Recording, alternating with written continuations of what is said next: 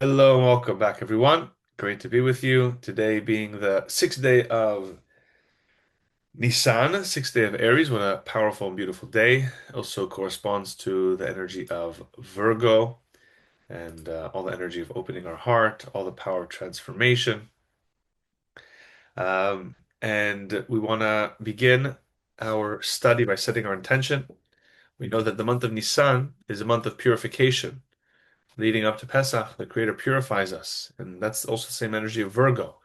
We also go through a beautiful purification process. So we're able to decide to let go of our ego, let go of our smallness, let go of our selfishness, and embrace the limitless soul that is within us to awaken the light, the love that exists within each and every one of us in the world. So through the Zohar, we can we can accomplish that with more ease and with more success. Let's begin with deep appreciation for the merit that we have to have access to the Zohar, live in such a blessed time, and um, keeping in mind our beautiful goal together to help print the daily Zohar book that is coming out. If you haven't contributed towards it this month, then please do so. We'll be doing it all the way till Lag BaOmer for another month or so, month and a half or so. So let's do everything we can to make this beautiful project happen. Let's read the prayer of the Ari to open up our hearts. And here we go. What a merit to get to make this connection once again. We want to thank the Creator for choosing us, getting to be part of this beautiful revelation. ריבון העולמים ואדוני האדונים, הב רחמים וסליחות מודים אנחנו לפניך, אדוני אלוהינו ואלוהי אבותינו, בקידה ובשתך וישע קרבתם לתורתך ולעבודתך, עבודת הקודש, ונתת לנו חלק בזדות תורתך הקדושה, מה חיינו שעשיתי עמנו חסד גדול כזה. על כן אנחנו מקפידים תחנוננו לפניך, שתמיכו ותסלח לכל חטאותינו ועוונותינו, ואל יהיו עוונותינו מבדילים בינינו לבניך. וכן יהיה זוכרנך לנו עלינו ולאבותינו, שתכונן את לבבינו ליראתך ולאהבתך. ותקשיב אוזניך לדברינו אלה, ותפתח לבבינו הערה בסודות תורתך. ויהיה למדינו זה נחת רוח לפני כיסא כבודך כך ניחוח, ותציל עלינו עומק כל נשמתנו וכל בחינתנו, ושינוצצו ניצוצות דבריך הקדושים, אשר ידם גילית את דבריך לעולם, וזכותם וזכות אבותם וזכות תורתם ותורתם וקשתם, יעמוד לבן הגשם בדבריהם האלה, וישרתם תאר אלינו, ומה שאנו לומדים כמאמר נעים זמירות ישראל גם לעיני והביט נפלא מתחתיך, כי אדוני ייתן חוכמה מפיו דעת ותבונה, יהי לו צונים מפיו הגלים מלפניך, אדוני תשור וגואלי. Continuing on paragraph 161. So the Zohar continues. We're speaking about the importance. The Zohar discusses the importance of being a channel for life in this world, bringing children to this world, revealing a light in this world, creating a lasting effect in this world. So the Zohar says, 161, the Zohar gave an analogy on paragraph 160, 157, how it's like an endless stream, and our job is to continue the stream. And whoever, the Zohar says, um, whoever source stops is dried up, meaning they do not have children, they do not continue the limitless light that has been given to them and continue it forward. Again, as the Zohar is saying, through children, but as we also said, through other ways. When a person leaves this world, a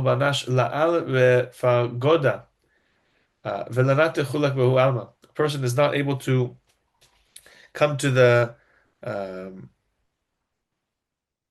presence of the Creator, and he doesn't partake of his place in that world. Come and see. So the Zohar quotes a verse in Isaiah. The Creator says, I did not create this world in waste, but formed it for habitation. Because that's why the Creator created us as we were. The Creator created us as limitless channels of light, and therefore our job even in the way that we are physically created. We were created with a divine soul. We were created even in our physical body with our mind and our consciousness, different than all of creation. To we were created in the image of the Creator, and therefore we're supposed to be limitless forces of sharing and creation in this world. And we don't embrace that creation that we were made for, whether it's through children or through creating a lasting light in this world, then we're not living up to our perfection. We're not living up to our purpose. Because that's why the Creator created us. The Creator created us like the Creator. We asked, right? Going back to the story in creation. The vessel asked the light, we want to be like you. So when we come down to this world and we're not like the Creator, then we're not living up to our purpose. As we said, and the Creator, the Creator does has so much mercy and does so much good, is so kind to the world. That's our job, to bring goodness to the world, to bring kindness to the world, to be channels of positivity and change in this world. Tachazeh, come and see.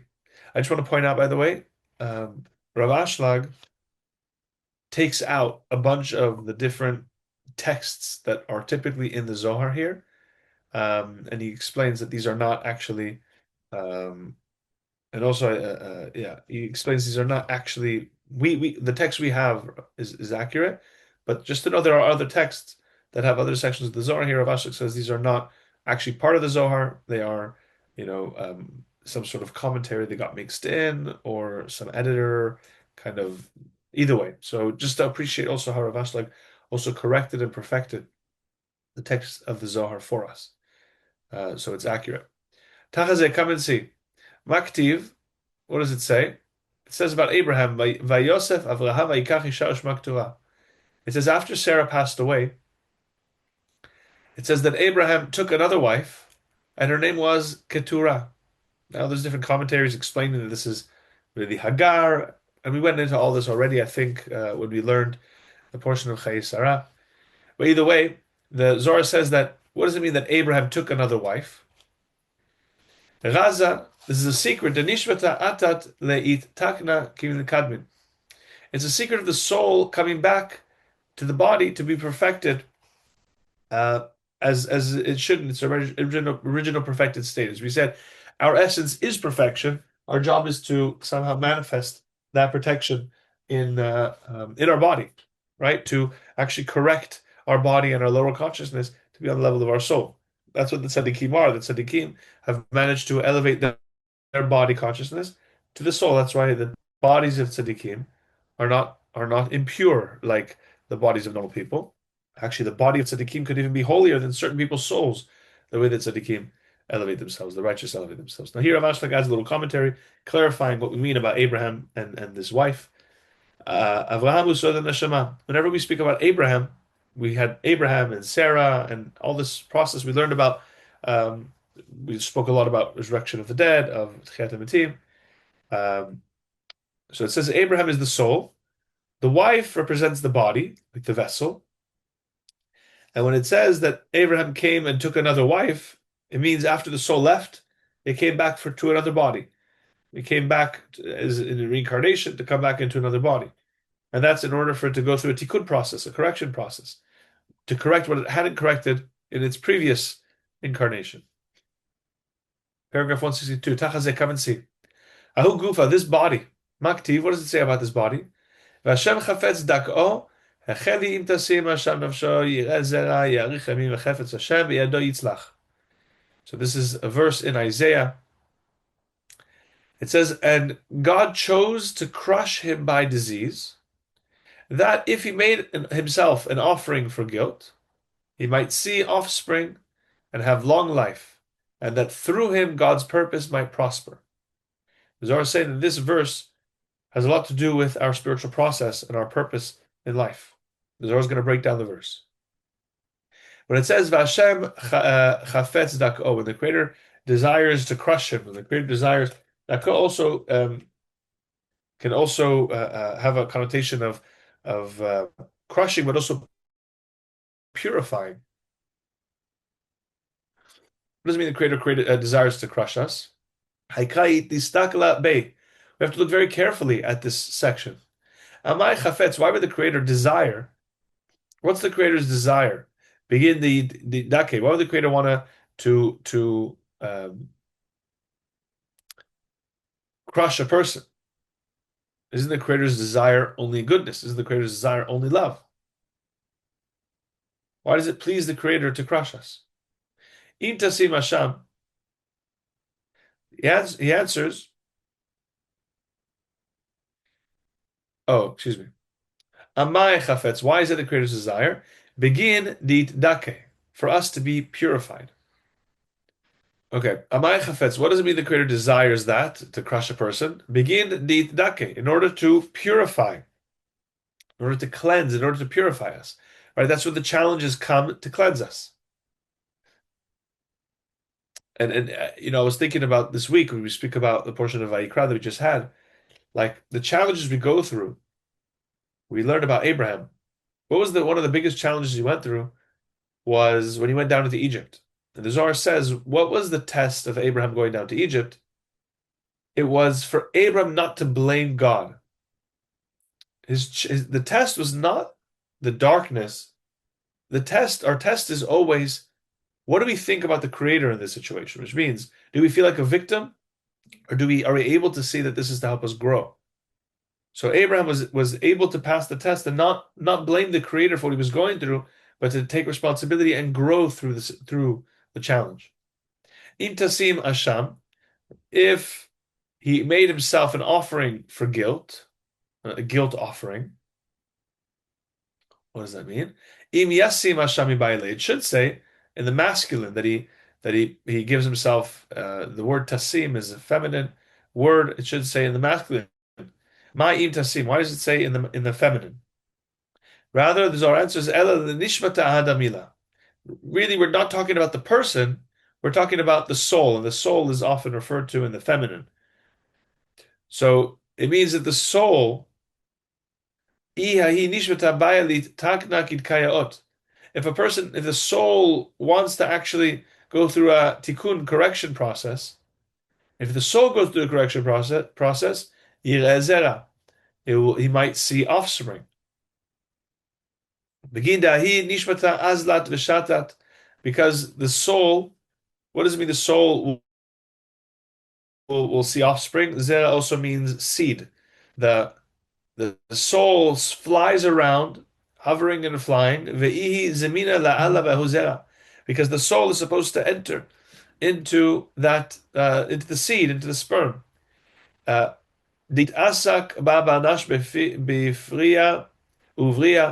the soul, when the soul is going into the sperm of a person, who it finally finds rest when it goes into the sperm of a person who is procreating, who is fulfilling the mitzvah, the precept of be fruitful and multiply. And then yarich yamim. Then, as the verse says, it will have a long life.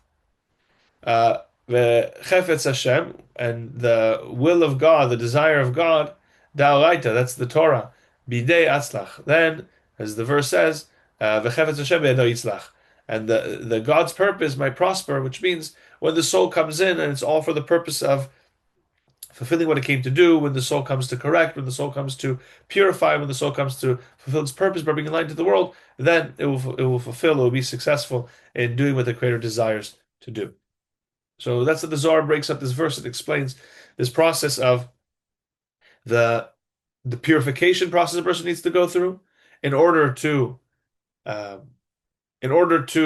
bring down the soul that wants to go through a tikkun process, right? The next soul, not their soul, the next soul, right? So the person's child, and then through the spiritual work, the person will fulfill their purpose. 163. Tachas, come and see.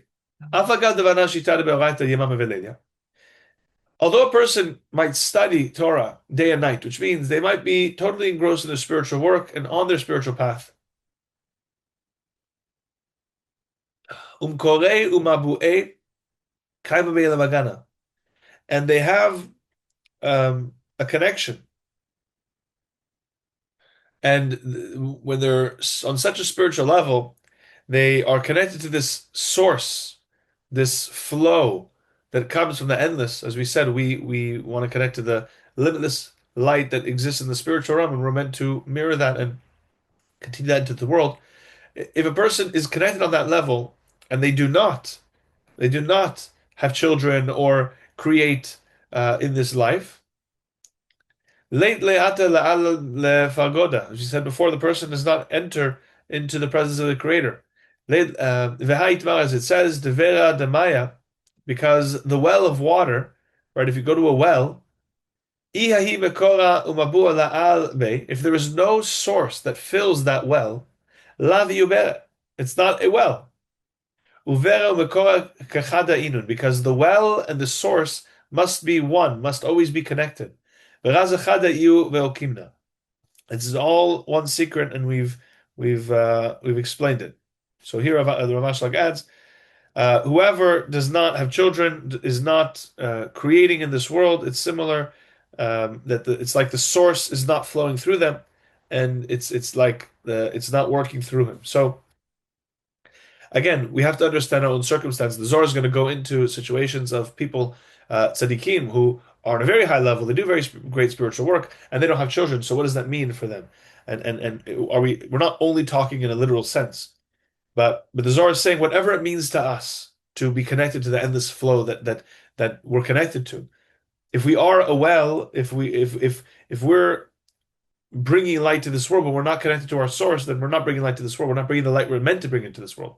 We have to always stay connected to our source, which means we are never just holding the blessings, hoarding the blessings, but we're continuing the blessings. We're channels for this light. 164. Ketiv, it says, Shav lachem b'shki kum me'acharei shevet ochlei lechem hatzavim ken yiten lidido shena. Verse in Psalm 127, verse 2. In vain do you rise early and stay up late. You who toil for the bread you eat, God's loved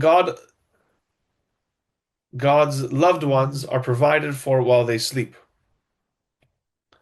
This translation is a little not exactly true to the text, but we'll break down the text anyway. So the Zohar says, Tachazeh, come and see. Kama chavivin inun min le'oraita.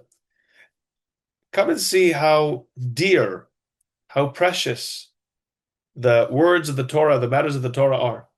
The chol mila u'mila de'oraita, because every single word in the Torah, it bei razin ila'in kadishin. There are supernal, divine, supernal, holy secrets. Everything in the Torah. Now, we might read certain stories, we read certain concepts, and think that they're literal, but the Zohar is saying everything is secrets. Everything is divine. Everything is beyond surface level. And everything is holy. Even things that seem mundane and seem practical and seem that we might understand them, it's really on a much higher level. We've learned when the Creator gave the Israelites the Torah, all the supernal holy secrets, they were all given within the Torah. They were all given to Israel. At the moment when the Torah was received on Mount Sinai. So this is also something we've spoken about, something that is actually fundamental in understanding what the Torah is. People think the Torah is, right, it's the books, the literal books of the Torah, 5 books of Moses, the explanations, and we have the books of the Tanakh, of the prophets and the writings. The Zohar is saying actually all the supernal what was revealed on Mount Sinai was not 10 commandments, was not a religion, of course. It was not even a path of life. It wasn't even a spiritual path. All the supernal secrets of the world, all the Creator's endless light was revealed then. The light of the Zohar was also revealed in Mount Sinai. All the other important, right, all the Talmud and all the other oral teachings of the Torah were also revealed at Mount Sinai. all the secrets of creation, the 10 luminous emanations, the study of the 10 sphere, all the writings that we read about in the Hari. That's why it says, when the Zohar was revealed, it was equal to the revelation of Mount Sinai. When the writings of the Hari were revealed, it's equal to the revelations at Mount Sinai, because it's the same revelation. And that's what we received at Mount Sinai, all the supernal secrets and light. 165. Tachazeh, come and see. Shav lachem ashkimei kum. Now the Zohar is going to break down the verse in Psalm 127, verse 2. In vain do you rise early. Ilenin yechidim diishtakachu delav inu dechavanukba venukba kidkayaot. What does it mean that in vain you wake up early? It's referring to those who are alone in this world. They don't have a partner. They don't have a wife. And it's not male and female together, which means there's no circuitry, there's no unification, as there should be. Ve'akdeman b'tzafra le'avid tayu. They wake up early to do their work. Kama da'atamer, as it says, yesh echad ve'ein sheni v'gomer. Ve'ein ketz l'chol amalo. It says if there is one, there is not two, and whether he has a brother or he has no brother, he has no son or brother, and there's no end to his labor. So when a person is alone, when the person is not with someone, when the person is not whole, then no matter how much they work, something's always going to be missing. So we said waking up early, but then also staying up late. What does that mean? They stay up late, which means that they're late to get married. Command it says kivo shavat, right? The word shevet means to settle, but also same root as the word Shabbat. Shabbat is also having cease, means to stop. Begin the itata legabe banash ihi naicha legabe vadai, because when a couple is together, when a woman is with a man, then there's actually rest. What does rest mean? Rest means manifestation. The woman actually manifests the man's light. So the Zohar is saying a person wakes up early, a person stays up late. It means when a person is not partnered with their mate in this world to help reveal and manifest their light. They are not whole as they should be. Then the verse continues, Ochle lechem ha'atzavim, someone who toils for bread that you eat. And the word that's used, ha'atzavim, is from the word etzav, which is sadness, is bread of sadness. 166, Ochle lechem ha'atzavim, to eat the bread of sadness. My lechem ha'atzavim, what is this bread of sadness? When a person eats bread when they have children, then the bread that they eat is with joy, is with happiness. And with an awakening, a glad heart. A person doesn't have children, the food that they eat is bread of sadness. And surely they are eating, as the verse says, the bread of sadness. Now again, we're not just talking about physical children, although yes, children do bring great joy. But it represents a person who feels that they have more to bring into this world. There's more light for them to bring into this world. Now, the sadness, by the way, is not always a bad thing, right? And every person is different. Some people have these certain tikkun, and that's what they have to experience. Sometimes the sadness is supposed to awaken them, to awaken more desire to do what they need to do. But sadness also represents a state of lack.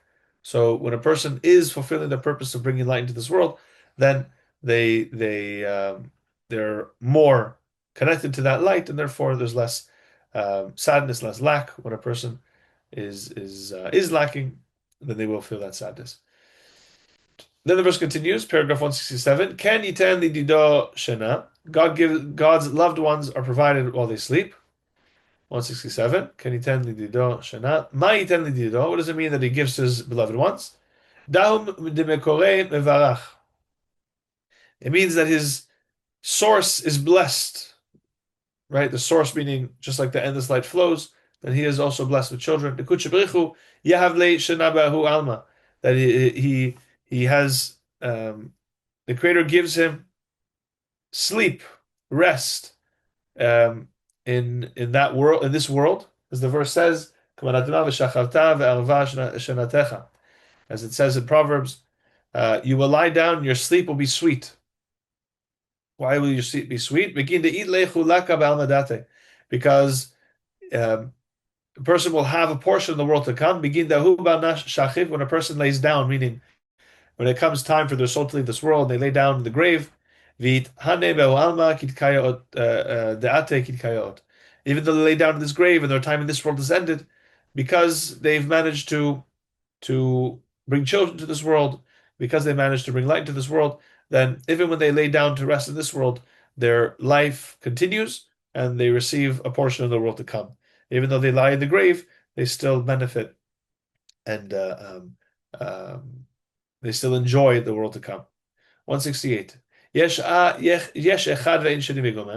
verse that we said before, the case of a person who is alone with no companion. What is yesh echad? The person who is alone. Yesh echad dahu banash deihu yechidai ve'alma. It's referring to a person who's alone in this world. La yechidai kidkayaot, but not in a way that we're talking how they are. It represents that they've achieved a high level of wisdom, but it's a person who does not have children, does not continue this flow. It's a person who's alone without a partner. The verse continues, a person who is with no companion. There's no one, there's no support. Person doesn't have a partner to support them in this world. And the verse right also says, also there's no son, there's no child. He doesn't have anyone to continue his name in Israel, meaning he doesn't have someone who will hold his name and continue his name. Ve'ach, right, and a brother. He doesn't have a brother to help him with his correction, with yibum, as we said. This whole chapter is about yibum, right? So the whole concept of the levirate marriage, if a person dies without children, then his brother is supposed to marry his wife and continue his name and bring down his soul to reincarnate. So this verse that we're saying that a person, well, let's go back. A person is alone, doesn't have a wife. A person is alone, and he's lacking. He doesn't have a partner. He doesn't have a son. And he doesn't have a brother to help correct his soul. Let's just read one more paragraph. And there's no end to his labor. Paragraph 169. He's always working. And he's constantly working morning and night. But his eyes are never sated with riches. He doesn't have a heart.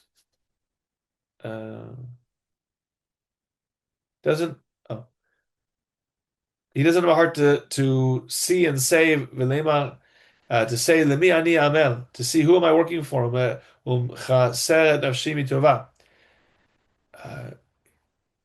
For whom now is he amassing it while denying himself enjoyment? The person works so hard, but for what purpose? A person's going to work so hard and they say, okay, you know what? I'm working physically, but spiritually I'm lacking.